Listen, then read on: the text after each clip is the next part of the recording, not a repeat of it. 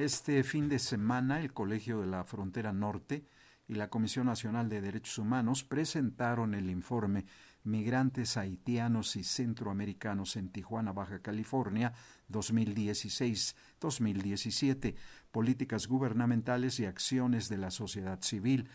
El presidente del COLEF, el doctor Alberto Hernández, informó que este trabajo tiene como objetivo aportar elementos sobre el tema de la migración en la región y recomendaciones a las autoridades, dadas las condiciones de México como país de inmigración, paso y retorno.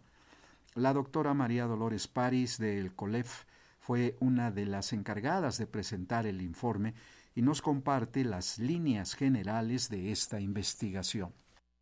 Este informe se llevó a cabo el año pasado, es decir, durante 2017, y fue una investigación que tenía que ver con la situación que se vivió en el noroeste del país, con la llegada de miles de migrantes originarios en su gran mayoría de Haití, pero también de otros países de África, de Asia, del Caribe, de Sudamérica y de Centroamérica. El informe se realizó con base en una encuesta, y la encuesta se llevó a cabo en albergues o lugares de alojamiento donde llegaron estos migrantes en una situación de emergencia. Realmente lo que muestra es la dificultad o incluso los grandes obstáculos para atender a poblaciones importantes de migrantes que llegan repentinamente ante cambios de políticas migratorias en Estados Unidos. Es decir, que México está muy sujeto y depende mucho de lo que decide el gobierno estadounidense en cuanto a la recepción o no de migrantes, solicitantes de asilo, refugiados y personas con necesidad de protección internacional. En este caso, al principio, el mensaje que parecía dar el gobierno estadounidense era que se iban a recibir a los haitianos, y entonces llegaron muchos haitianos procedentes de Sudamérica. Lo que encontramos es que 9 de cada 10 haitianos que llegaban a Tijuana provenían de Brasil y habían pasado por 11 países antes de llegar a Tijuana, antes de llegar a México, claro.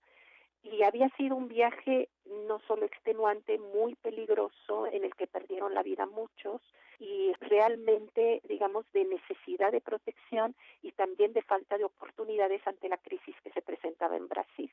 Por supuesto, la mayoría de estos migrantes no podía regresar a Haití, dadas las condiciones que hay en su país de origen, y tampoco tenía ya oportunidades migratorias en Brasil. Lo que encontramos también fue que son migrantes con niveles educativos más altos que el promedio de los migrantes y solicitantes de asilo que solemos recibir en México. La situación fue que muchos de ellos se quedaron varados en Tijuana o en Mexicali también, es decir, finalmente cuando llegó el gobierno de Trump, les cerraron totalmente las puertas, empezaron a deportar masivamente a haitianos que habían llegado en esas fechas, y entonces México tuvo que recibirlos de alguna manera y darles oportunidades. Algunos recibieron visas por razones humanitarias, otros solicitaron refugio y se quedaron en condiciones bastante precarias viviendo en el noroeste del país. En términos de derechos humanos, estos migrantes se veían relativamente favorecidos frente a la migración que recibimos regularmente de Centroamérica, que no tiene ninguna oportunidad de legalizar su situación o de regularizar cuando entran a México, o muy pocas, muy escasas oportunidades. Estos recibían algo que le llaman en el Instituto Nacional de Migración oficio de salida, y que ellos tomaron como un salvoconducto para pasar por el país. Entonces suponíamos, y esto era una de nuestras hipótesis, que esto garantizaría que no serían objeto de violencia, agresiones y violaciones a derechos humanos, como es el caso con los migrantes centroamericanos. Sin embargo, no fue así. Lo que encontramos es que una proporción muy alta, más de la cuarta parte, sí había sido objeto de robos y abusos, inclusive algunos habían sido secuestrados. Y esto fue debido a que ante la falta de oportunidades de alojamiento, 2 de cada 3 migrantes haitianos tuvieron que dormir por lo menos una noche en la calle en Tijuana, y uno de cada 3 tuvo que dormir 2 noches o más en la calle. También tenían que permanecer en la calle durante todo el día, en lo que arreglaban los albergues y porque muchos albergues solo les daban espacio para dormir. Entonces, por supuesto, frecuentemente eran objeto de abusos y agresiones por parte de autoridades o de la población local.